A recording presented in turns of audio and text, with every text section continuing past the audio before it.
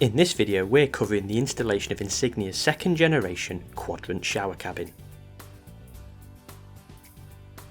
Levelling the tray is literally the first step in the build of your shower, and it's incredibly important this is done before anything else. To level the tray, push it into its final resting position, then use a spirit level and see where the bubble sits. If it sits in between the two lines, perfect. If not, what you need to do is to lift the tray up onto its side and change the elevation of the adjustable feet by either screwing them in or unscrewing them. Lock this new height into position by tightening the nuts on each feet you've changed, and then push the tray back into its final resting position. Once again, use the spirit level and see how level your tray is now. Keep repeating this process until your tray is completely level. Once it is, you're ready to start the build.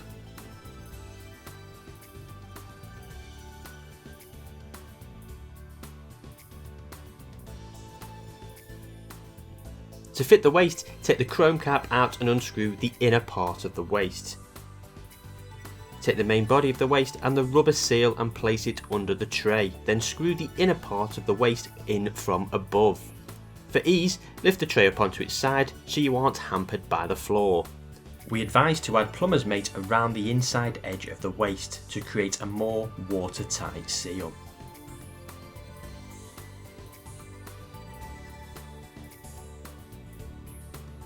To apply the rubber gum, firstly, open the rubber gum and trim off the required amount for the raised sections of the tray. You can use a knife, or if you find it easier, scissors. Place rubber gum face down on the raised sections, then remove the greaseproof paper and you're done. It's as easy as that.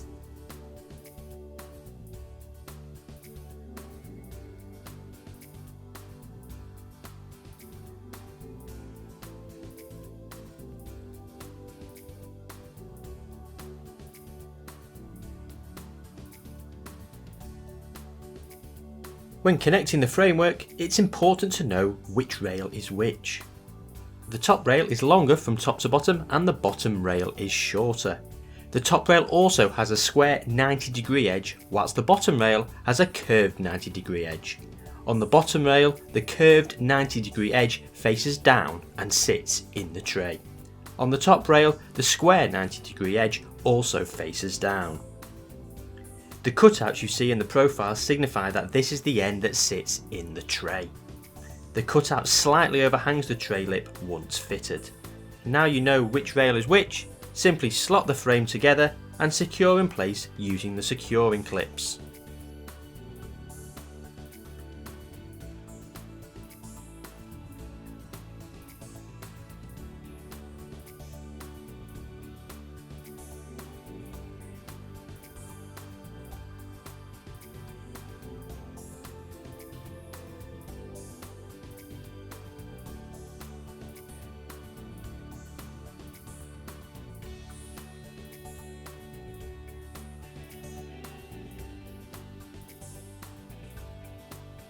Lift the framework and place into the tray. Please note the framework won't sit snug in the tray, there will be a 5 to 10mm gap around it. This is allowed for water to escape and drain back into the tray through the allotted channels. Retrieve the riser rail from the accessories box and slide the chrome cap off by pushing upwards. Place the base of the riser rail through the hole in the back panel and secure with a large 15mm nut. Then, get a small nut and bolt and secure the top of the riser rail into position.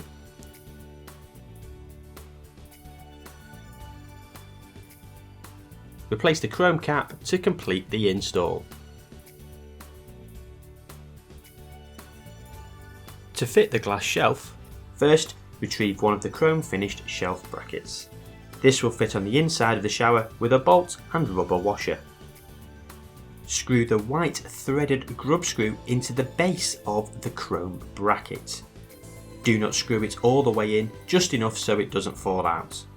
We will tighten this later when securing the glass shelf.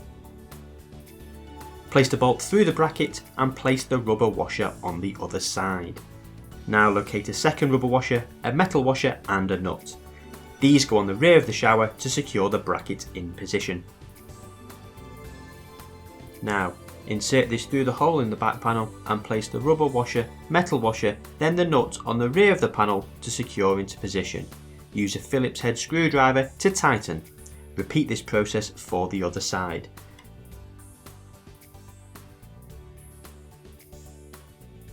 Now with both brackets fitted, slide the glass shelf into the brackets and tighten the white grub screw using a flat headed screwdriver.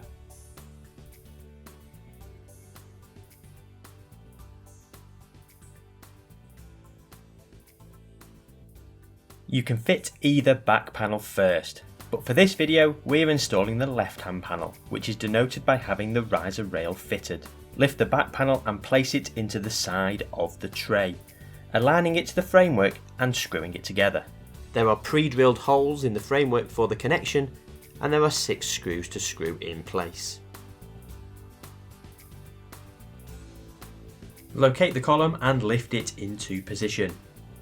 Using the wing nuts, connect the column to the back panel. There are 6 connections to be made. Once you have connected the column, locate the remaining panel and lift it into position.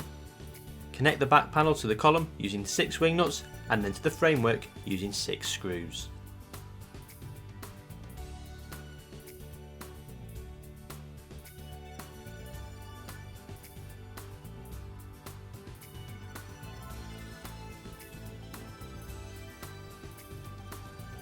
To fit the front fixed glass, lift and place onto the inner ridge of the bottom rail and slide into the channel in the upright.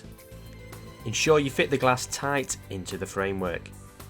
It's important to have 2 people to do this to ensure the glass is securely in the frame whilst you fix into position. To fix into position, take the thin upright profile and slot it over the glass and secure it by screwing into the top rail and into the bottom rail. Do this for both sides.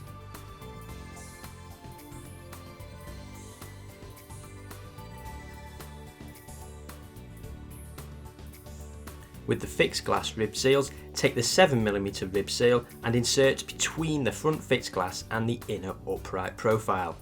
Insert this on the inside of the shower.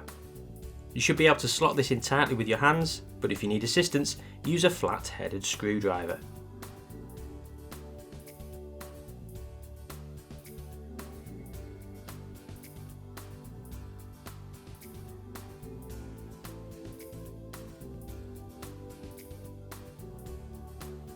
Next, take the 12mm rib seal and insert between the front fixed glass and the outer upright profile. Again, insert this on the inside of the shower and use a flat-headed screwdriver to assist if required. Do this for both front fixed glass panels.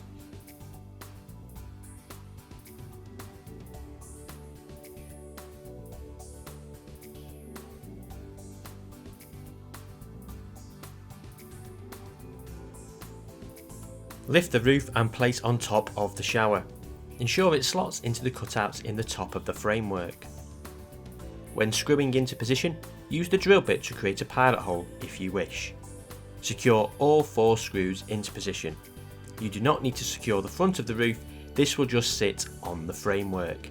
It's important not to over tighten the screws as this will cause the roof to spring up at the front. To fit the doorstops, follow the orientation of the curve of the doorstops as shown. Screw all doorstops into position.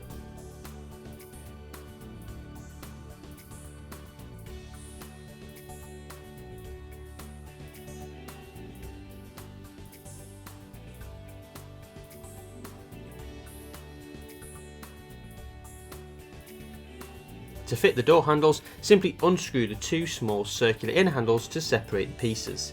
This will leave you with the main door handle body, 2 round metal caps for the back of the body, 4 rubber washers, and the threaded circular inner handles. You place a rubber washer on either side of the glass, the metal caps on the main body of the handle, and then screw the inner circular handles to secure the door handle in place. The main handle should fit to the exterior of the door. Do this for both doors.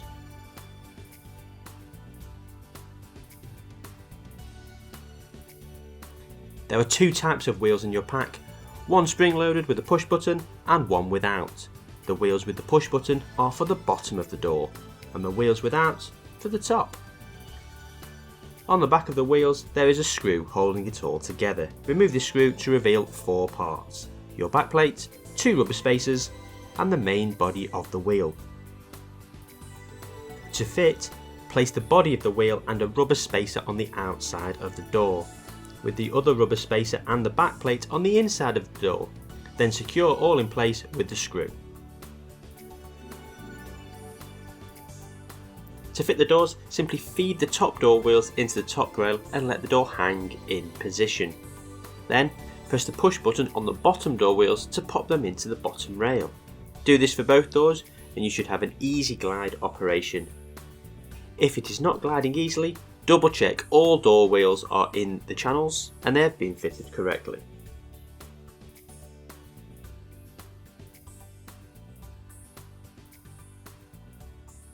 To fit the seals, push firmly onto the glass. The seal with the flap is for the rear of the door and the magnetic seals are for the front of the doors. Push the seals onto the glass and shut the doors, ensuring the magnets meet. If they don't, use a Phillips screwdriver on the top door wheels and tighten or loosen to bring the magnets together. The magnets must overlap as shown in order for them to meet.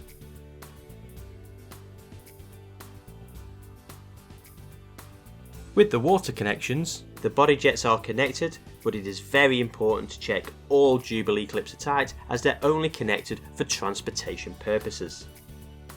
You will have 2 rubber washers cable tied to the back of the valve. One is for the hand shower and one is for the overhead Monsoon rain shower. Insert the washers into the brass threaded connectors and screw into the water feature. The shorter hose coming horizontally from the side of the valve is for the hand shower, and the longer hose coming vertically from the top of the valve is for the Monsoon rain shower. Tighten up with pump pliers until watertight. Do not over tighten.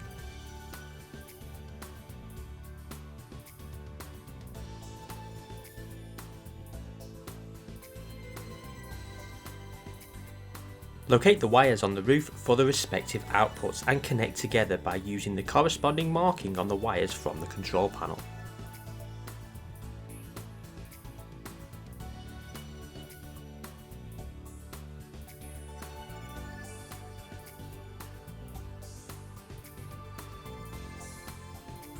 To connect the waste hose, simply screw it onto the waste outlet under the tray. Ensure that the rubber seal sits into the waste before screwing it up.